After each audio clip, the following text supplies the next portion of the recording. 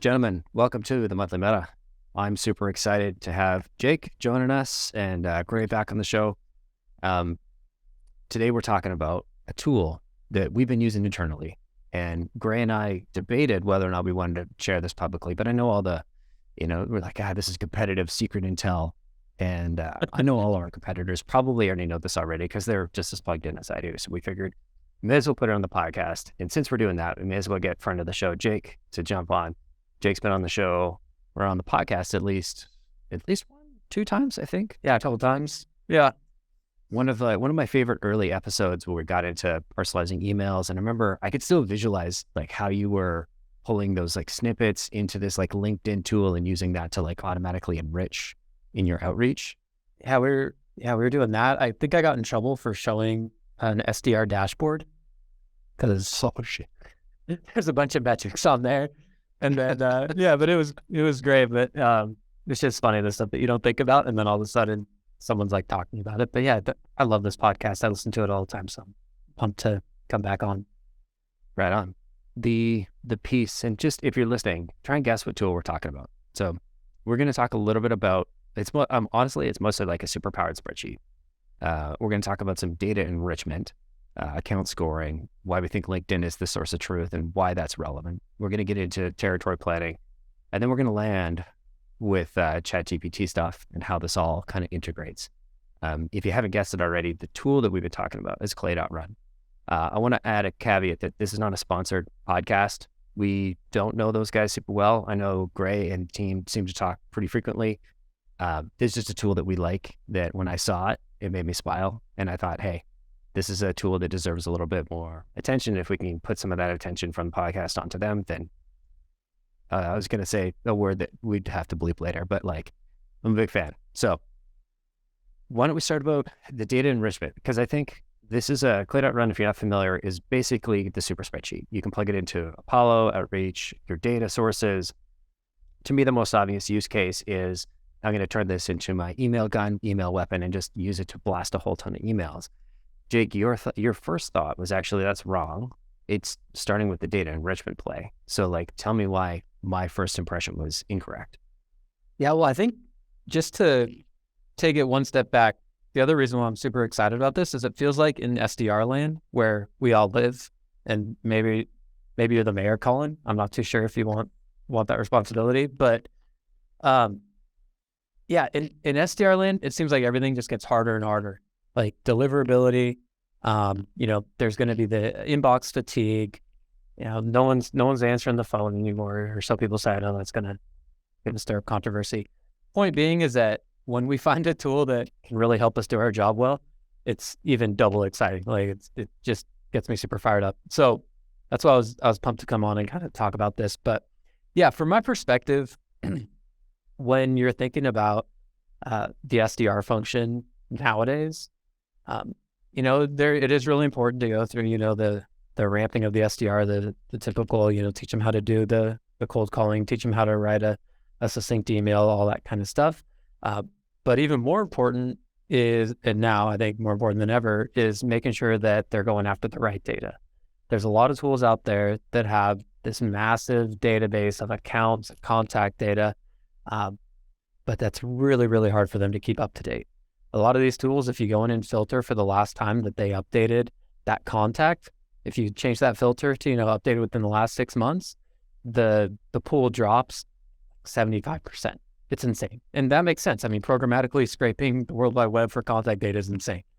So my point being is that, LinkedIn is sort of the source of truth for accounts and contacts. And it's up until now, it's been impossible for any rep to go in on their own and sort of scrape LinkedIn in a succinct way that they can actually plug into their workflow. So. Love that. I think I'll add, if you are trying to scrape the entire World Wide Web, start with Amazon. And I don't mean like Amazon.com, but Amazon has a repo where they do a scrape like monthly, and it's part of their like Amazon data registry. You can just go download a single file with like, that's crazy. I can't open it on my computer because I don't have enough RAM, and it's like a specialized, it's not like a CSV. Obviously, it's quite a bit more deep than that. But if you are trying, that file does exist. Just search it like Amazon's data repos or something like that. You've got weird to a supercomputer. Yeah. No, you could do it on AWS. You just, anyway, not the point of this call. I just thought if somebody's listening and they're like, wait, this exists, stop scraping, go there. It probably has some like no follow stuff. But back to Jake's point, I totally love that, because when you get a tool like ZoomInfo or Apollo, it's I identify as a fat kid, and when I enter a candy store, I want to eat all of the candy. I'm like, Jelly Bellies? Like, yes. And you stand in the middle of the candy store and you freeze. You're like, where do I start? To start with the Jelly Bellies, to start with the chocolate, to start with the chips, to start with this? There's no right or wrong way. And it's kind of the same thing when you're an SDR in the land of Apollo and you're sitting there, you're like, well, I can add somebody to sequence. I have a million different people I could add to sequence. How do you decide? Even if your messaging is the best messaging written by the greatest sales development email expert, but you're sending it to the wrong people for the wrong reason at the wrong time, it's not going to be worthwhile. Yeah. Just to add to that too, is I've seen a lot of SDRs, wasting time on contacts that aren't even at that company anymore. And, that's such a like top line problem that even reiterating again on the podcast is like so basic. But the point being is that SDRs need to control who they're contacting. That shouldn't be a sales ops person. So giving the SDRs the power with tools like Clay and allowing them to go in, and you go into LinkedIn and you confirm, that's what's going to move your process forward versus, spending a bunch of money on some massive database anymore. Great. I'd love your thoughts on this. And then I want to double click on like how you're doing that in Clay. Jake. Yeah. Clay is like, it's such a super tool, honestly, in my opinion. In a perfect world, like you're an SDR and every account you could ever want to talk to is in Salesforce or HubSpot, and all the contacts are there. And it's great. And all your industries are enriched correctly in your employee sizes. The reality is that's very, very rarely the case. 99% of the time, you don't like living in Salesforce unless you sort of have a very niche set list of accounts is a big challenge, especially as an outbound SDR when you have to kind of go and do your own research. And so what Clay can allow you to do is when I was at a previous role and I was an SDR manager, you'd have to start in Crunchbase because I had the best funding information. I wanted to target startups that were recently funded. So I pulled that into a CSV. And then I used to go one by one, account by account, open that up in SalesNav, go find the right people, add that to your Salesforce, which adds it to your outreach. And then you spend 3 or 4 hours a day, pretty much half of your day doing that. And that was really the only way to like get all that data. And so we were using like LeadIQ, ZoomInfo, Crunchbase, SalesNav, Salesforce, outreach. It was a big stack. And Clay kind of does all that in a really smart spreadsheet.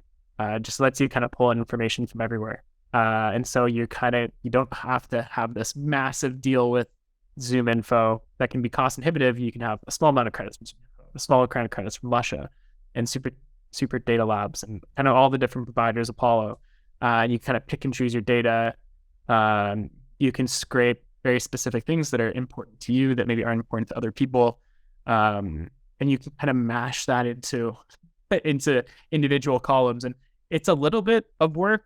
And I did have to Google, like, you need like lines of code. I don't know if they're code, like little lines of Java sometimes if you wanted to do something really specific, and like coding logic at least. And there is a function for that, but they just did this new thing, which is like an AI generator. Did you see that? I thought that saved me a few times because, they have a pretty active Slack community. And when I asked the same question twice, I feel like a real dummy, but I can't go back and like find it. Yeah. How that AI generator thing has been super helpful for me. But I'm with you. Like, I don't know if you guys, like a lot of times SDRs reporting to marketing. I'm seeing it happen more and more now. But you'll get this marketing list from going to an event. They'll spend like, $15K to go to this event. And then they get this marketing list and it's just first name, last name, email. Sometimes that email isn't even the, it's a personal email. Excuse me.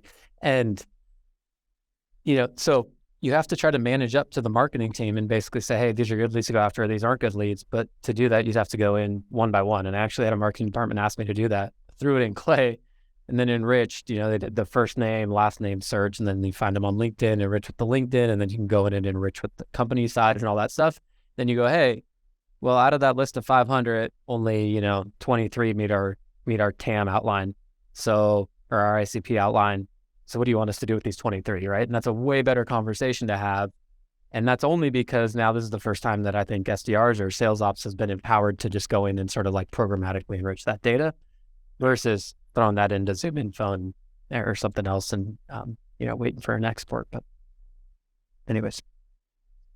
Yeah, I just got lost in the formulas and I was like, oh man, you can do, not that I know how to use Lambda functions, but it's like JavaScript and this and that. That's pretty, that really opens up the box, to do some crazy interesting things.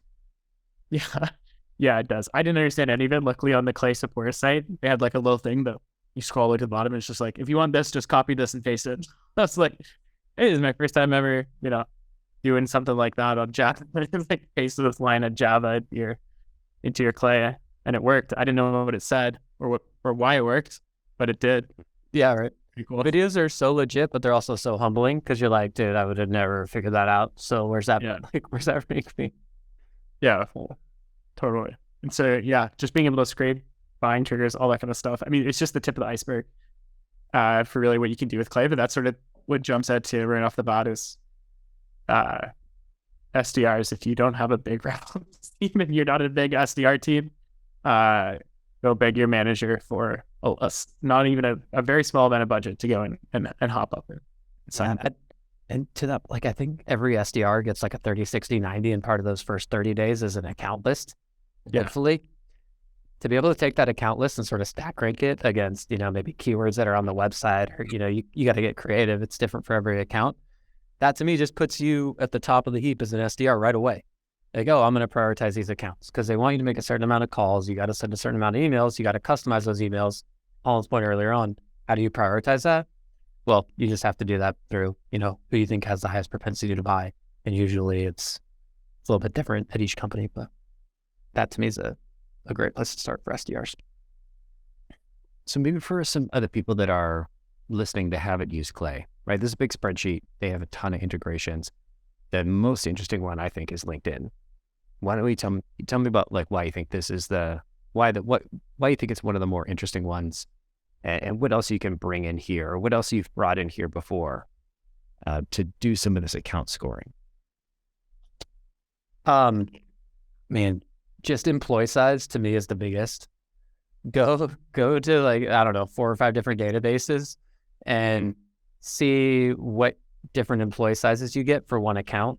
And I guarantee you none of them are going to be the same. And you might even get bands like 50 to 100, or like on LinkedIn, when you get like the 50 to 150, and then all of a sudden, there's 249 employees, and then that goes to somebody else's territory.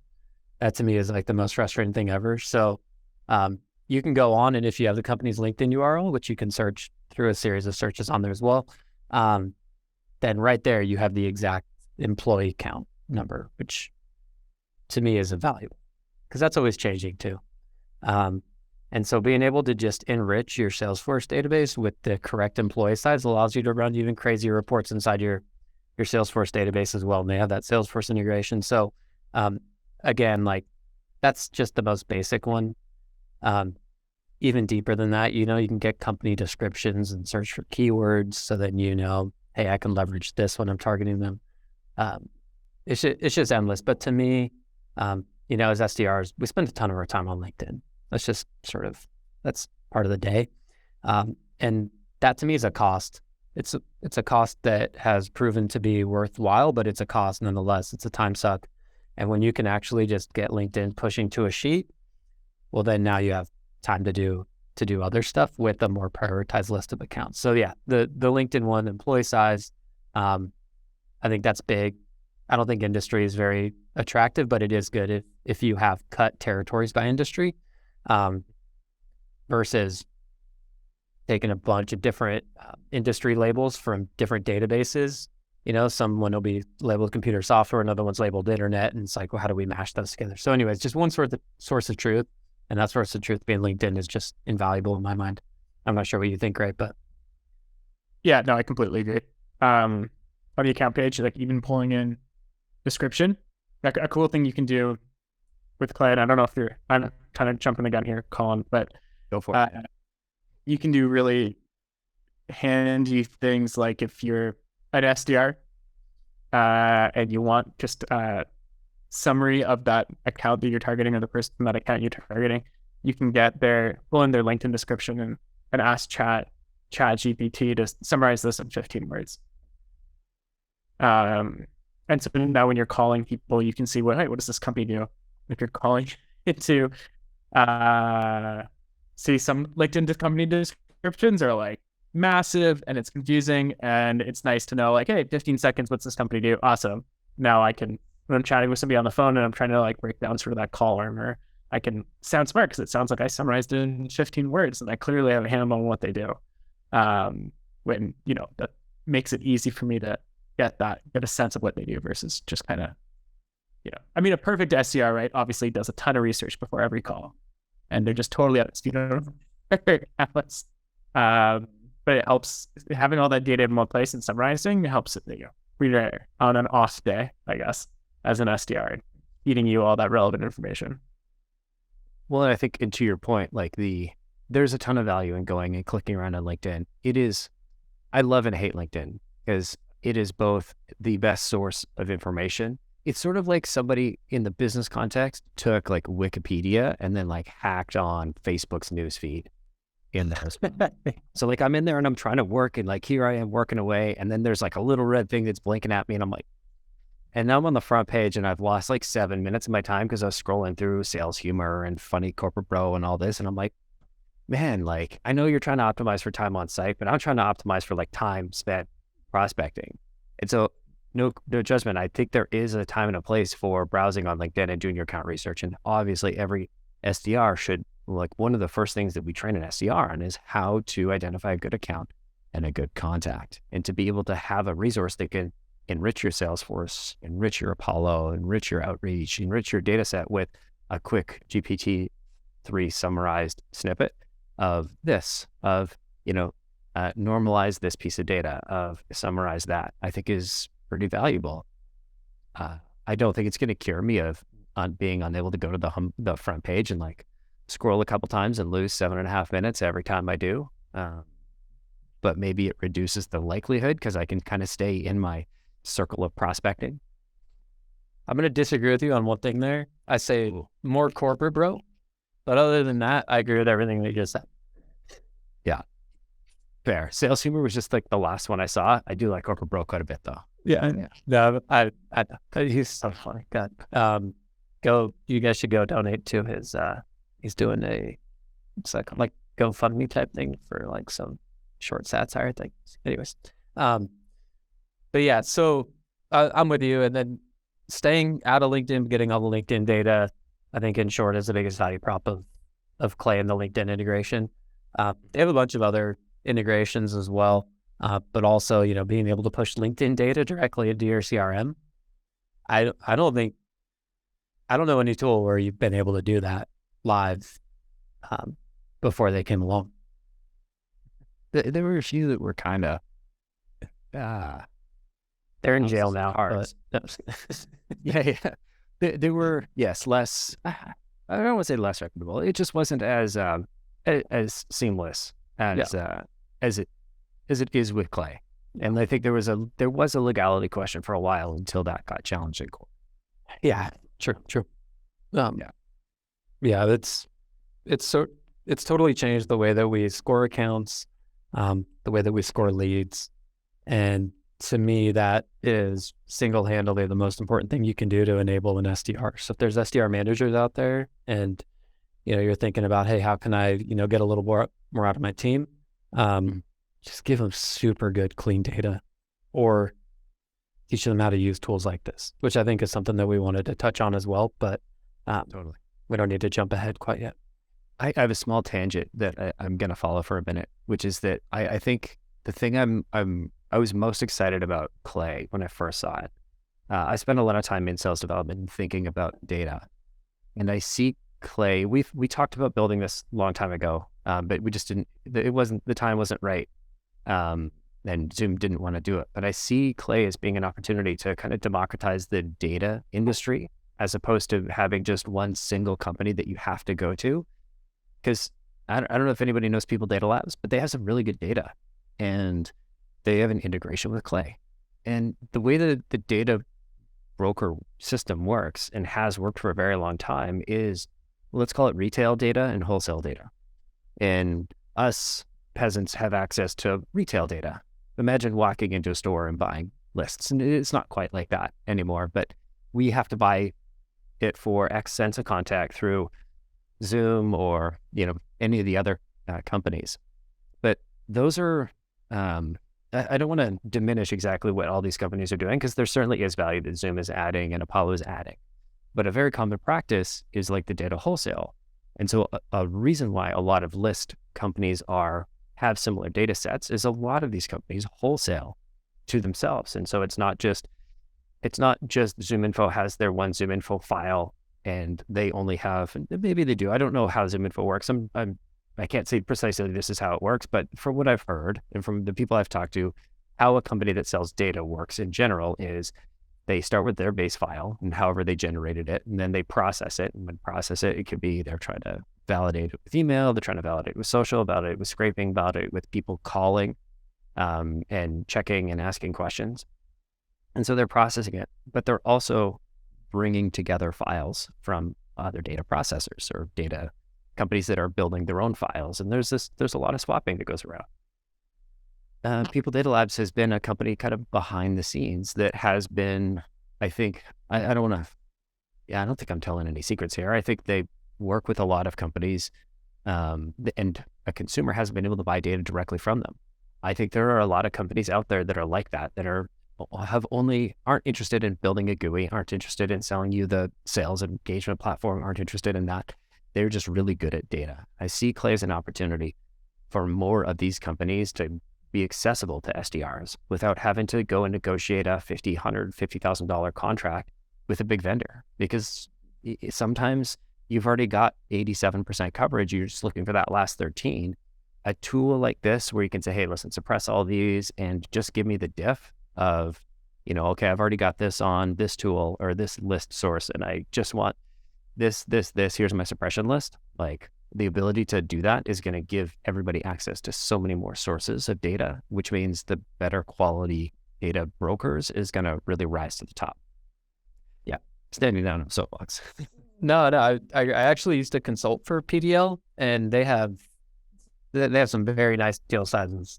And to your point, like, they're getting in some really cool data vendors. They're also doing some cool stuff in security. But yeah, it's like a lot of these data plays, the use case isn't primarily for sales, but for us to be able to go in and pick out what we want is really invaluable, right? So I think I'm just saying what you're saying another way, but yeah, I think they're doing pretty good. So a plug for PDL as well in here. Love it. And they're in the Clay.run integrations section. Yeah. Quick favor, Jake. Okay, Gray, before we step off the soapbox, anything to add on the You're on LinkedIn side? Yeah, and that's the perfect, what you were describing is something I thought a lot about, which is like, I want a waterfall of data vendors. Like, first give me Zoom, and if Zoom doesn't have it, then give me Apollo. If Apollo doesn't have it, then give me Lusha or People or whoever the vendors are. Like, that to me seems like really awesome to be able to do something like that. It's so cost inhibitive. Most companies don't have the ability to give their SDRs licenses to like 5 or 6 different data sources, and they don't have the RevUp support to like quadruple enrich them. And Clay's almost there. Like, you do still need to buy. And so like, a lot of these vendors don't necessarily let you buy for credit anymore in the same way that they used to, but you're almost getting there where you really, what I want is like 10 cents of credit across everybody, right? Whoever has it, give it to me.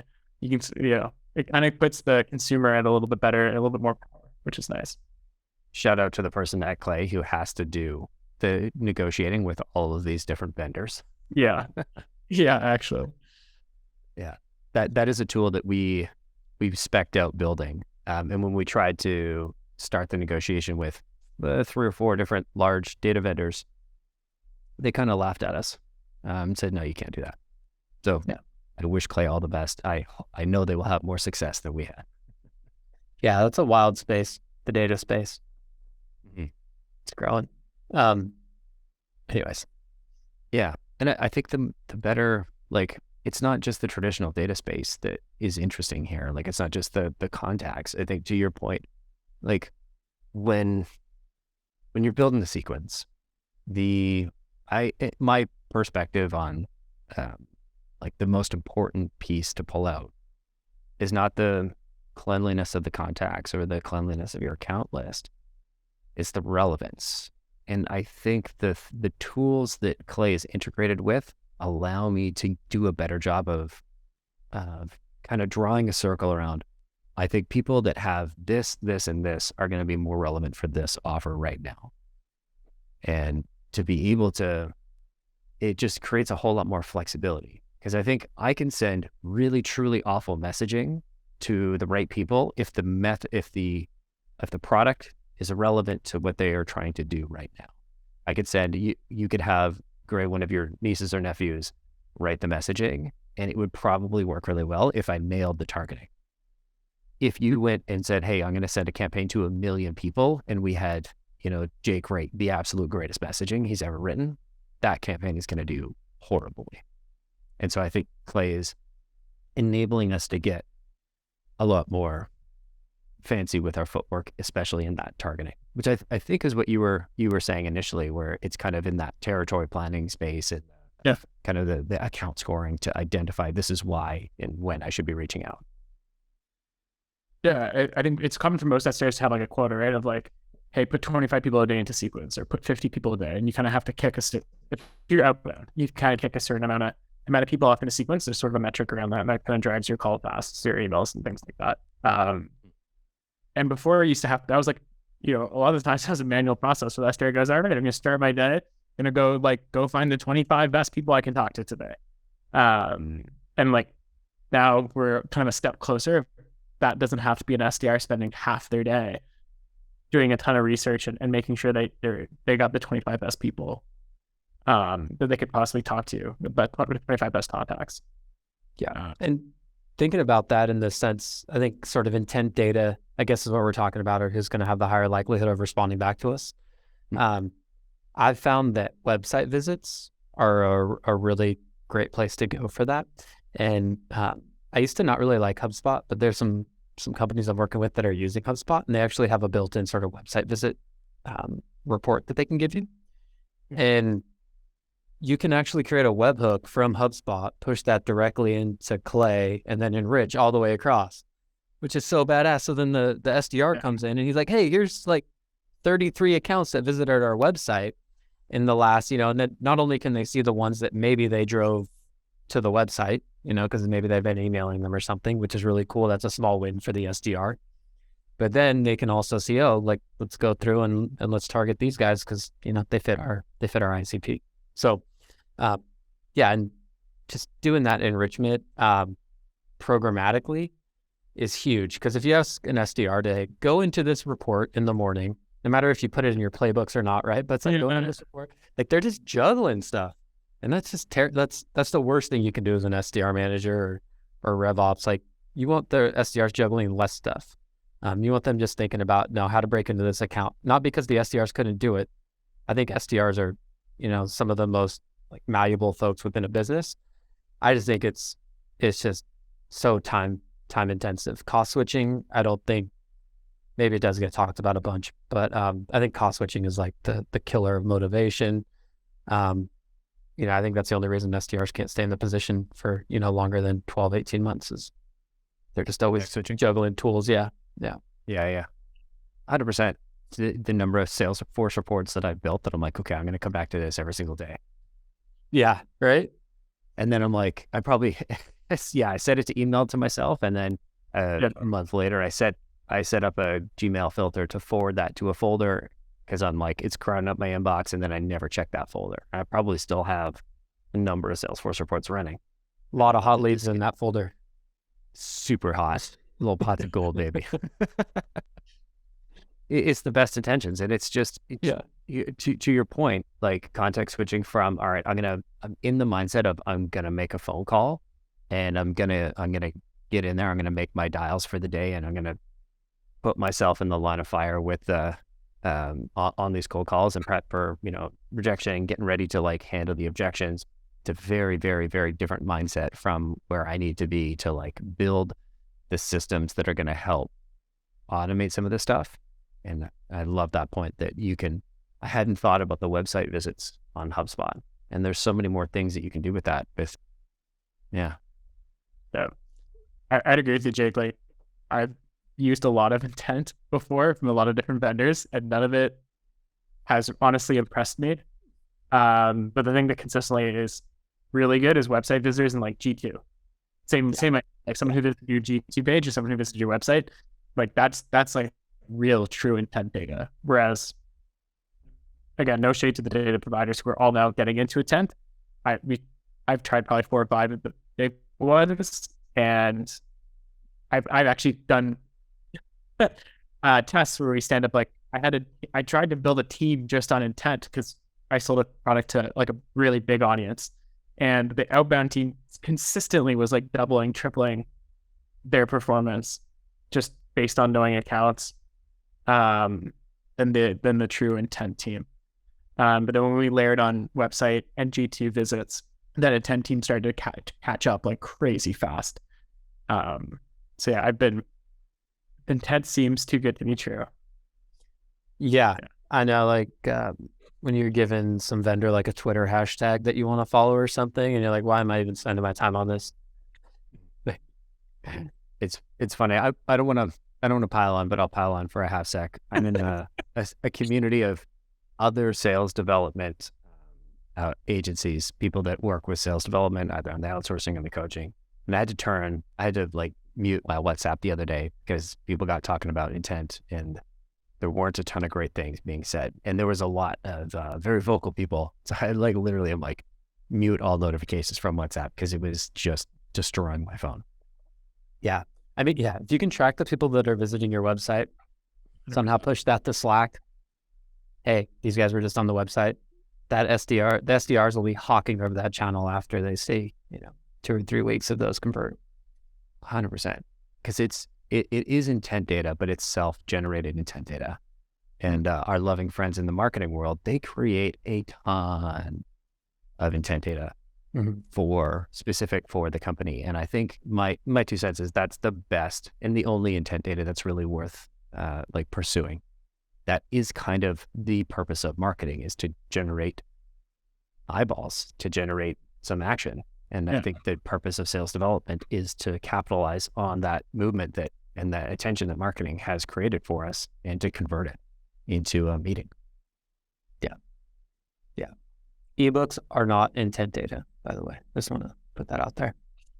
Well, I'm working on an ebook, man. It's intent data. No, ebooks are great, but it's not intent data.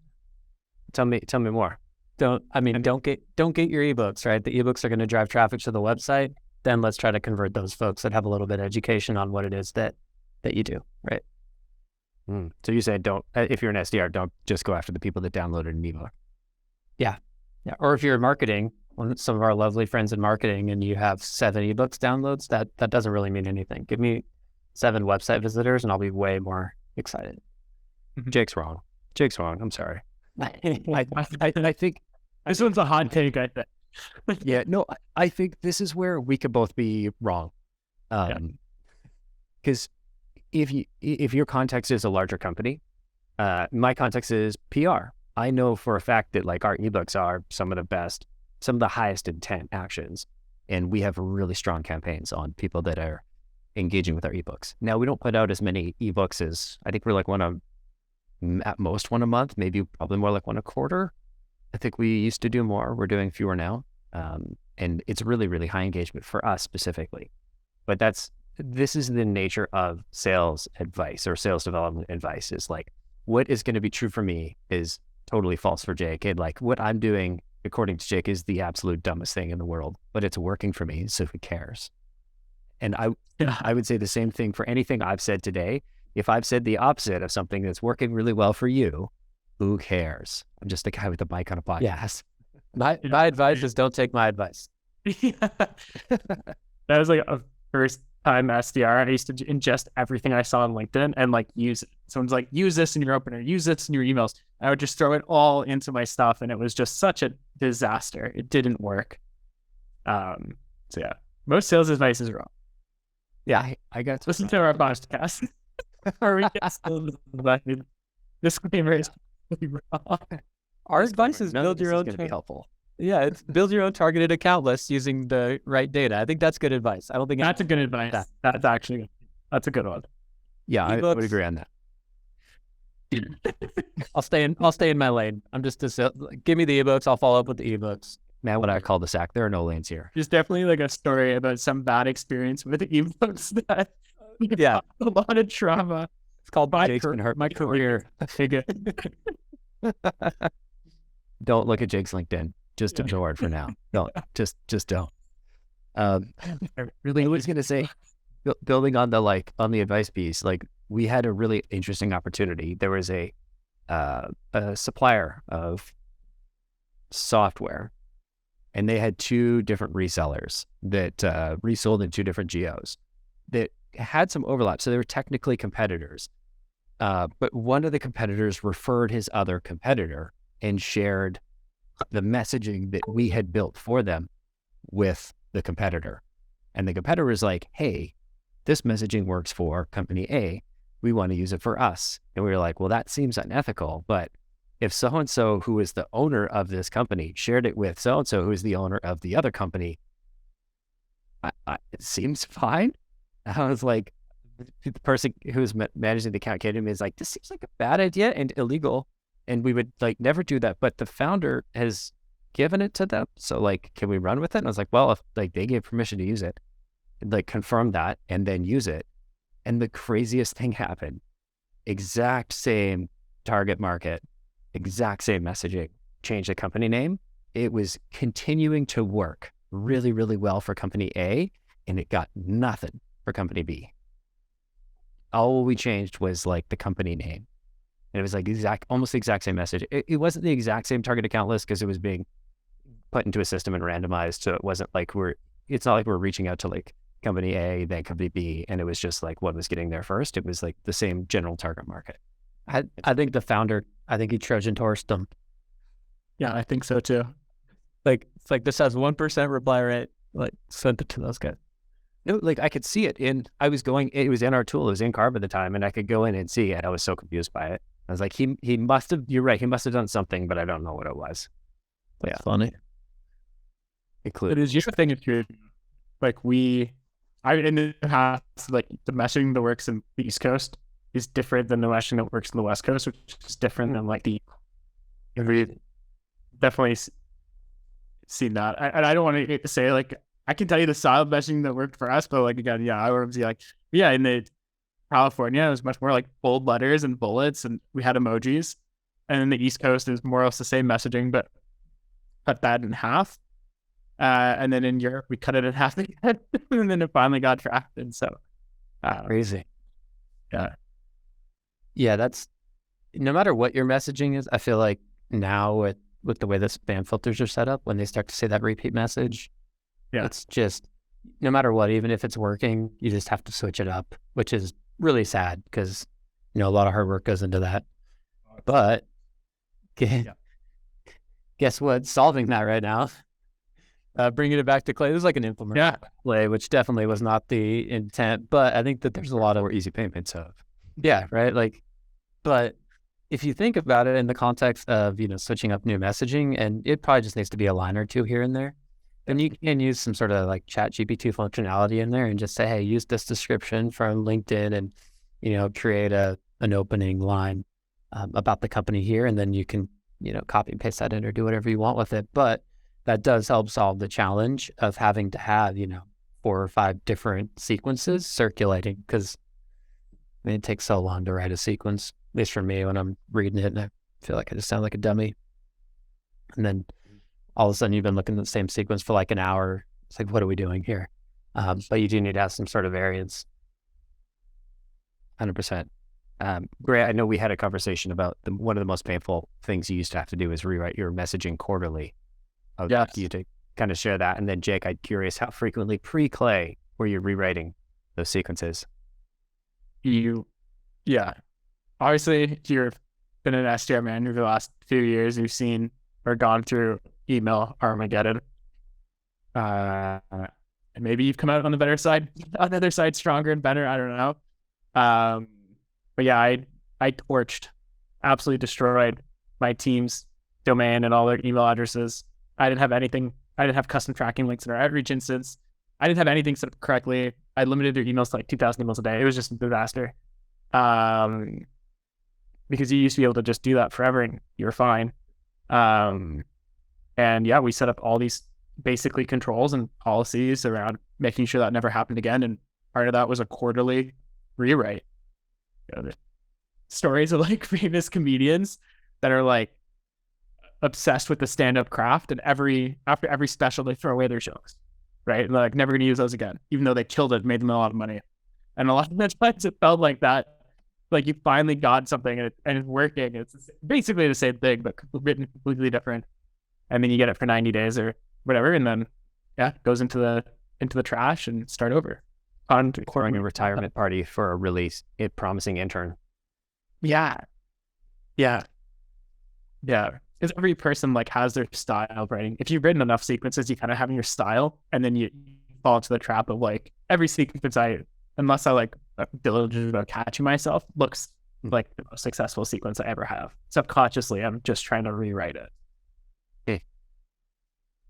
Yeah, I do it a little bit different. I mean, I have a couple plays that I like to continuously run, but I'll change, sort of the value prop in the second line, or, generate some new touches and then go in and turn off that touch and replace it with one of the newer touches. So I don't totally rip out sequences. And maybe, this guy, I like the sort of joke analogy, because I think there is something sort of like therapeutic about that too, where you're just like kind of starting anew, getting fresh. But to me, I think we view sequences kind of as waves where, we get a sequence going, we start to slowly ramp it up, and then, it gets to maybe the 500 sends mark, and then we sort of try to ramp it down a little bit and start ramping up another sequence. But at any time, we'll probably have 3 or 4 sequences going through that same sort of flow. And depending on the company, it's done by industry, or it's done by like job title. And then there's just a couple of plays that we sprinkle in there as well. But, nothing groundbreaking. I'm sure there's people doing a lot more cool stuff in there. One thing that we're doing, though, is just giving the SDR snippets that they can customize with that pertain to the business and the profile, or the person. And we're doing that surprise through Clay. But more about that. Where are you putting those snippets, and where are those snippets coming from? Yeah, so in Clay, you can use the chat function, and you can say, create or ChatGPT function. And you can say create a opening line using this description and using this value prop, and then you can use the variables from each cell for the description and value prop, and then it'll spit something out. Sometimes it's good, sometimes it's not, right? And that's just sort of the nature of AI these days. But like, I'm an AI expert. I just think that's like a cool thing. That's just how AI is. You guys know what I'm talking about. Totally. I'm an AI expert because I bought a domain that ends in .ai. Yeah, exactly. And so I push that into a notes field that will display inside of Outreach. And then that notes, and you have to push it in. Right now, the Outreach has an API that's really difficult to work with. So unless you're able to push that into Salesforce, that's another talk track I have. I don't know what that means. Well, I just know that I say that and people agree. Yeah. If you've ever tried to make Outreach and HubSpot talk, it is the most painful experience of your life. And everyone's like, oh, that's Outreach for you. That's HubSpot for you. No, it's both of them. And putting them together is the worst experience. But shout out the good folks at Trey. I wasn't smart enough to get that to work, but there are some folks that are. But anyways, so I put that into a notes field that goes in Salesforce. That notes field mapped into Outreach, and then they can use that snippet if they want or not use it. It's up to them. And does that scale? Not really. You'd have to go back through and delete when the note was added. And so you have to put something on the back end to actually date stamp it if you really want to be diligent. Or else you just have a bunch of like random snippets in there. But yeah, they can use that and copy and paste if they want, or it gives them a way, like they kind of see how it's written and then they just kind of write the same thing separately. But anyways, that to me is a big way to get around deliverability, because then, that's 50 customized emails. Again, you're empowering your SDRs with good data, and then also allowing them to sort of have that humanizing touch in their own voice and all that good stuff. So I love that you're using Clay and GPT-3 to, I think, support the humans as opposed to just letting it run for free or run, because I think we've all played around with it enough that like most of the time it spits out something that's pretty intelligent. Sometimes it spits out something that's like, huh? Yeah. That doesn't make sense at all. It's really good. I mean, I think you can run the danger of trying to automate the SDR function, which I'm not really a big fan of. Other people would disagree. I just think that there's a lot of, no, that's not to say that I don't think, you want to empower your SDRs. You want them to make as much money as possible. And I think that if you have a team of 3 SDRs and you're using a lot of these tools and you have a really succinct sales ops function, you can hire SDRs and have them make a lot of money.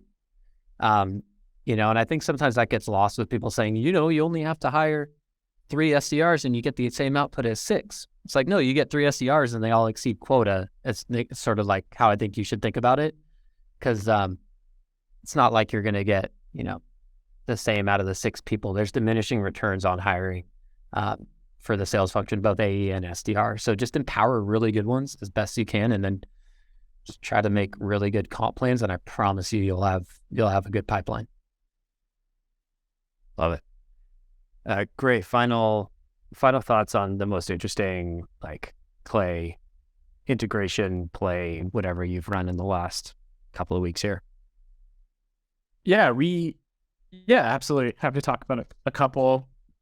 I did a bunch of testing on, figured if AI is going to replace my job, I'd like to be the first to know. So did a bunch of testing with ChatGPT on a bunch of sequences for various clients, and it's pretty good. Like you get decent results. I mean, you could do a whole, and people have on LinkedIn, it's everywhere. So I don't know if we need to be another voice saying how to use prompts to get the answer you want. But we're getting decent results. I'm always a perfect believer that the first email should be like a relevant sales play. Like it's timely, it's relevant. There's lots of research, and that's like, I can automate the timing through Clay. That makes it a lot easier through triggers. And that usually gives you enough information to make that email super relevant without AI. I think where AI becomes super helpful is like Jake, what you were saying around, give me a 1-sentence personalization here, or in a follow-up email when you want to comment something just to kind of get their attention and sound a little bit different, a little bit unique. I think that's where it has a really good use case right now. It's sort of these really small little snippets that you can plug into your sequence just to sound unique. Again, yeah, for deliverability, so every email is different. And that's, like, we get lazy. Like, no SDR is telling me that you got a 12 email sequence that email, 9, 10, 11, 12 are as good as email 1, 2, 3. I spend 90% of my time obsessing over email 1, 2, 3, 4, and then I'm happy with it. I'm like, yeah, email 5, thoughts, ? Email 6, can I bump this up on your radar? You just like, you know what I mean? You just get lazy later on. And like, that's where ChatGPT is really helpful because, at least the research I've seen is the first 4 emails and then your 3 calls and 2 LinkedIn tasks or whatever are booking you 70 or 80% of your meetings. I know there's that like 11 touches thing that's been around for 2 decades, but yeah, it's diminishing returns, just like Jake said with more SDR. The longer your sequences, you're going to get diminishing returns. So come out with a bang and having Clay enrich those last sequences to sound different, you can have like a different feel for it, I think is where it's most valuable. Yeah. And just to add to that, I mean, the better email that you send out on 1 and 2, I think the more you're humanizing yourself, right? A bad sales email dehumanizes you faster than anything. And if you come off human, someone's going to go and check out your website. And again, that's where it's super important to have that full cycle so that, you can get that trigger so that your third touch, even if you do have something in sequence, it can say, hey, I saw someone from your team checking out our website. Like any chance, problem that you solve has come up in conversation recently, right? So that allows you to value prop on a third touch, but also be a little bit more relevant. And that's been getting some good success for us as well. Is it easy to orchestrate that play? Hell no. But to your point, like the better that this is why Jake charges $20,000 an hour. No, that's why I'm like, I don't want it to be like pot calling the kettle black here. Like it's really hard to get these plays active, and I struggle with it all the time. And following up with them is really hard, right? And that's like, you just have to grind. But I think one of the underlying points that we're touching on is a lot of the grind now, instead of it being on customizing emails or making phone calls. A lot of the grind is on, making sure that you have the right data, learning new tools so that you're staying ahead of the curve, all that kind of stuff. Because no matter what, like everything is going to revert back to zero every single play, no matter what. I saw someone make the point that first name in quotations used to be like a groundbreaking. Used to be the best. Yeah, right. And so, like you said though, the first and second one, spend your time there. That's going to get the buyer hopefully to check out the website, and that's everything that you build on. And man, I don't even care. I'm with you. I'm not. Or sounds like you spend more time on 5 and 6. I kind of just let it run after that, or pull people out of sequence. Yeah, I couldn't agree more with both of you. I know we've kind of gone over time, and so I really appreciate that. Jake, on your, is AI going to replace SDRs? 100% strong agree. It's not going to. It is going to be the Iron Man suit that they wear to help ensure that they hit quota, make their jobs easier. And I think, I heard a quote on a podcast say they're talking about AI. I'm pretty sure it was This Week in Startup, so I'm pretty confident it was them. I don't remember who said it, but they said they look back at when automation came to manufacturing. They said, "Oh, look at all the jobs it's going to destroy." And the end result was not it destroying a bunch of jobs; it changed a lot of jobs, and it brought everybody up a level. I feel like that's what we're going to see here. Is the SDRs their job is going to change. It's not going to go away. Cold calling is not dead. Cold email is not dead. LinkedIn is not dead. You have to do it differently. You have to be better, and tools like Clay are going to help raise your game. So for 3 easy payments of $99.99, check out Clay.run. That's not their pricing. I'm just making this up. So go look at their pricing page. I think you got to request access. Tell them you heard about it through Gray and the team, Gray and Jake and the team at Predictable Revenue, and they'll probably do nothing, but they might be just the top of the list. Credits, right? Like they might be like, hey, next time we negotiate our contract, we will give us some extra credits. For every person we refer, we get 1 Clay credit. 4 cents or something. Oh God, we got to start referring more people.